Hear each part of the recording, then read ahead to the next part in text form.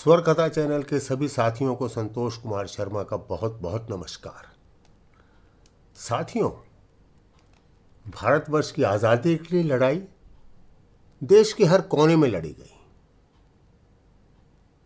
हर प्रकार के नौजवान, बूढ़े, बच्चे, स्त्रियां तन मन धन से अपना योगदान देती रहीं। ये युद्ध हर स्तर पर लड़ा गया, जिसमें अहिंसा भी थी और कुछ लोगों का यह भी मानना था कि बिना हथियार उठाए अंग्रेज भारतवर्ष से जाने वाले नहीं हैं। आदिवासी लोग भी इस युद्ध में पूरी तरह से शामिल हुए। उन्होंने भी अपना भरपूर योगदान दिया। हम सभी लोगों ने बिरसा मुंडा का नाम तो सुना ही है। बिरसा मुंडा से प्रेरित होकर बहुत से आदिवासी नौजवान आगे आए। जतरा भगत उनमें से एक था। जतरा भगत का जन्म सितंबर 1888 में झारखंड के गुमला जिला के बिष्णुपुर थाना के चिंगरी नवाटोली गांव में हुआ था। इनके पिता का नाम था कौदल ओराव और मां का नाम था लिबरी।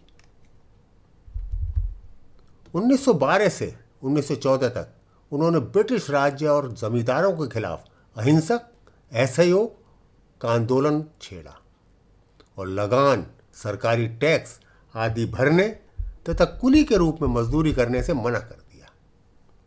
इनका आंदोलन सन 1900 में बिरसा मुंडा के नेतृत्व में हुआ उल गुलान से प्रेरित था। इनका आंदोलन सामंत विरोधी था और धार्मिक सुधारवादी भी था। बहुत से लेखकों का यह मानना है कि जतरा भगत के अहिंसक सत्याग्रह की व्यवहारिक समझ गांधी ने झारखंड के टाना भगत आंदोलन से ही ली थी, यानी कि इन्हीं के आंदोलन से ली थी। 1940 के दशक में टाना भगत आंदोलनकारियों का बड़ा हिस्सा गांधी के सत्याग्रह से जुड़कर राष्ट्रीय स्वतंत्रता आंदोलन में भी शामिल हुआ था। जतरा भगत 1913 से लगातार दिन रात गांव गांव घूमकर लोगों को जगा रहे थे। जतरा भगत छोटा नागपुर में टाना भगत आंदोलन के मुख्य सूत्रधार थे। वो कहा करते थे कि अंग्रेजों और जमींदारों का राज खत्म कर दो, इन्हें देश से बाहर निकाल दो। अंग्रेज, महाजन, जमींदार, दीकू लोग भूत हैं, इनको टाना खींचो अपनी धरती से।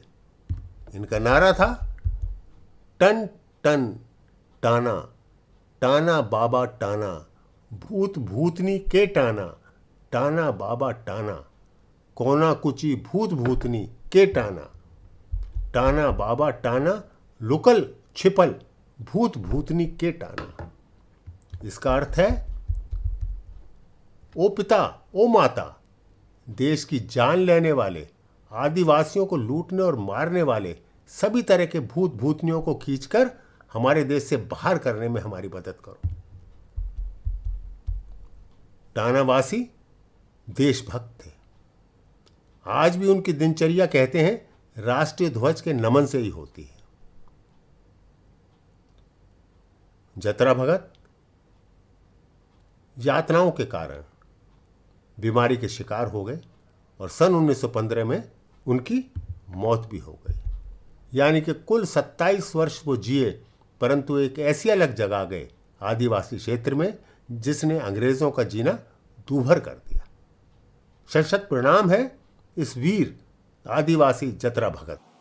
मित्रों, आपसे निवेदन है कि मेरे साथ एक बार जोर से बोलिएगा, भारत माता की जय, भारत माता की जय, भारत माता की जय, वंदे मातरम, वंदे मातरम, वंदे मातरम। आप सभी का बहुत बहुत धन्यवाद।